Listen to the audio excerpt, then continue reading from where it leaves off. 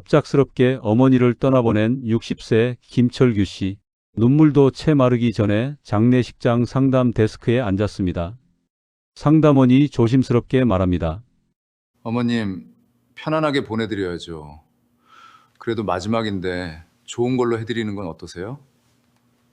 평생 고생만 하셨던 어머니. 맛있는 것 한 번 제대로 사드리지 못했고 좋은 옷 한 번 선뜻 사드리지 못했는데 이제 와서 아끼면 그게 사람인가 싶어. 철규 씨는 눈물을 훔치며 천천히 고개를 끄덕였습니다. 그래, 마지막인데 이것도 못해드리면 불효 아닌가. 그렇게 철규 씨는 최고급 수의, 향나무관, 대형 병원 특실 빈소, 그리고 넉넉한 음식 준비까지 어머니의 마지막을 위해 아무것도 아끼지 않았습니다. 그런데 막상 빈소를 지키던 3일 동안 문상객은 예상보다 훨씬 적었습니다. 요즘 세상이 그렇습니다. 연락처엔 수백 명이 있어도 실제로 오는 사람은 손에 꼽히는 시대니까요. 장례가 끝난 뒤 철규 씨가 받아든 청구서 총 2,200만 원. 조의금으로 충당된 건 절반도 되지 않았고 결국 나머지는 대출로 막아야 했습니다. 어머니를 떠나보낸 슬픔 위에 빚까지 짊어진 철규 씨. 그는 장례식이 끝난 후 어머니를 그리워하는 마음에 생활고까지 한동안 2배로 힘들었습니다. 철규 씨 이야기 남일 같으신가요? 지금 이 순간에도 전국 어딘가의 장례식장에서 똑같은 말이 반복되고 있습니다. 그래도 마지막인데 좋은 걸로 해드려야죠. 슬픔에 잠긴 그 순간 우리는 누구나 철규 씨가 될 수 있습니다.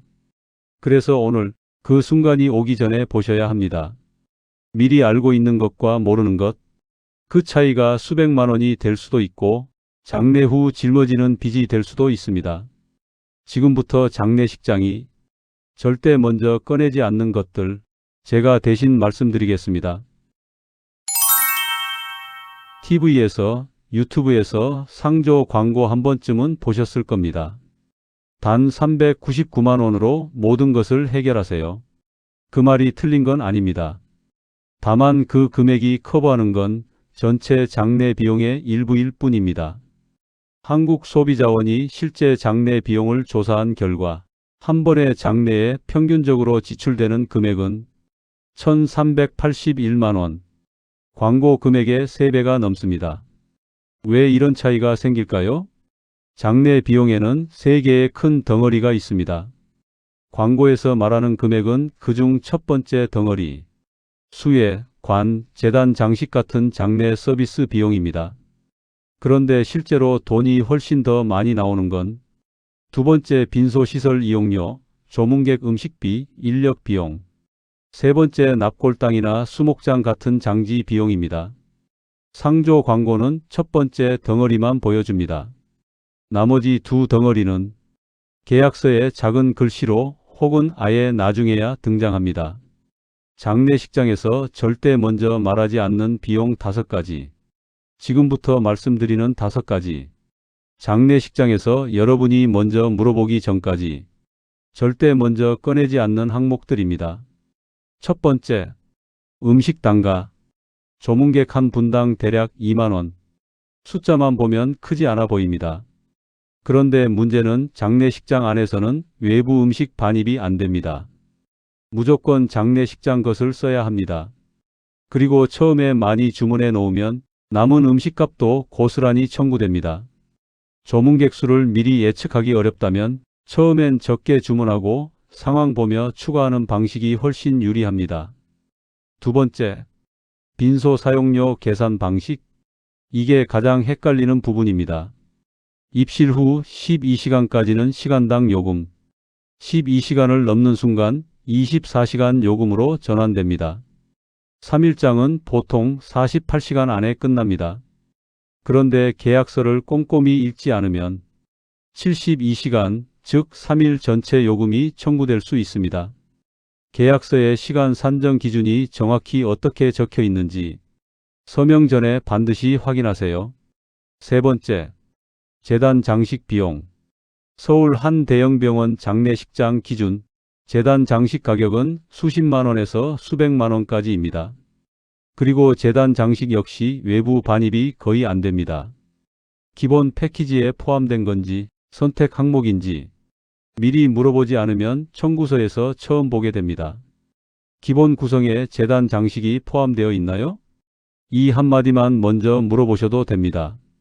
네 번째, 도우미 인력비, 빈소 안내와 접객을 돕는 도우미 비용.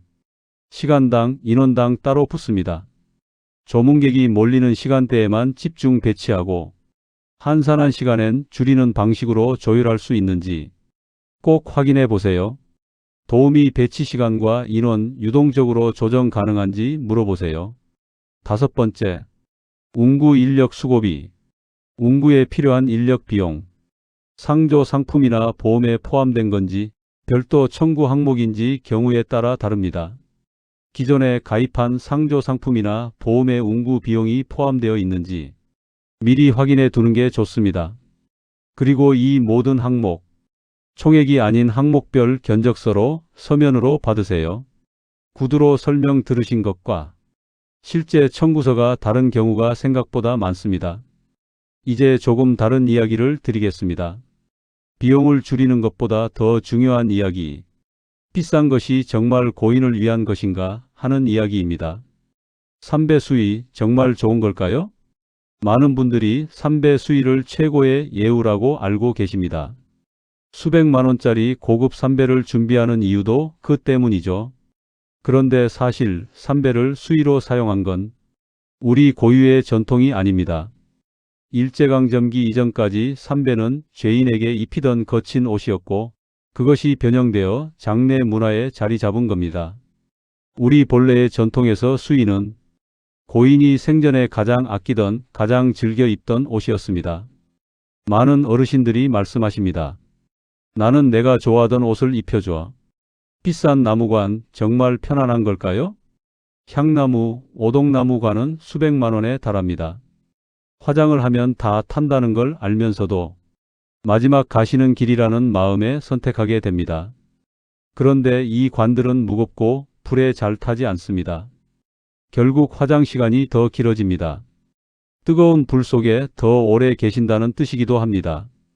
반면 종이관은 무게가 8kg 내외로 가볍고 빠르게 연소되어 화장 시간을 크게 줄입니다. 가격도 10만 원 내외입니다. 효도하고 싶은 마음, 그 마음은 아무도 의심하지 않습니다.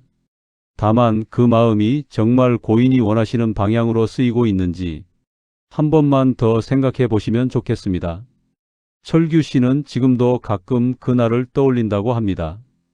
빈 빈소, 쌓여있는 음식, 그리고 손에 쥔 청구서. 어머니가 원하셨던 건 이게 아니었을 거야. 오늘 말씀드린 것들 한 번만 기억해 주세요. 장내 광고에서 말하는 금액과 실제 지출 금액 사이엔 큰 차이가 있습니다. 음식 단가, 빈소 시간 계산, 재단 장식, 도우미 비용, 운구 비용.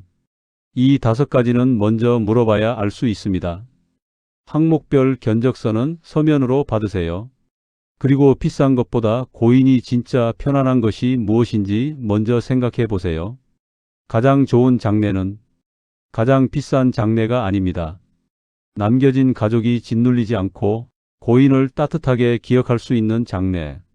그것이 진짜 좋은 배웅입니다. 오늘 영상이 도움이 되셨다면 지금 댓글에 딱 한 줄만 남겨주세요. 미리 알아두길 잘했다. 혹시 비슷한 경험이 있으신 분 또는 이런 상황을 주변에서 보신 분 댓글로 나눠주시면 같은 상황의 다른 분들께 큰 힘이 됩니다. 복덩이 노후는 여러분이 꼭 알아두셔야 할 생활 정보를 계속 전해드립니다. 아직 구독 안 하신 분 지금 구독과 좋아요 버튼 한 번만 눌러주세요. 여러분의 선택이 더 좋은 영상을 만들 수 있는 힘이 됩니다. 다음 영상도 유용한 정보로 찾아뵙겠습니다. 오늘도 끝까지 함께해 주셔서 진심으로 감사드립니다.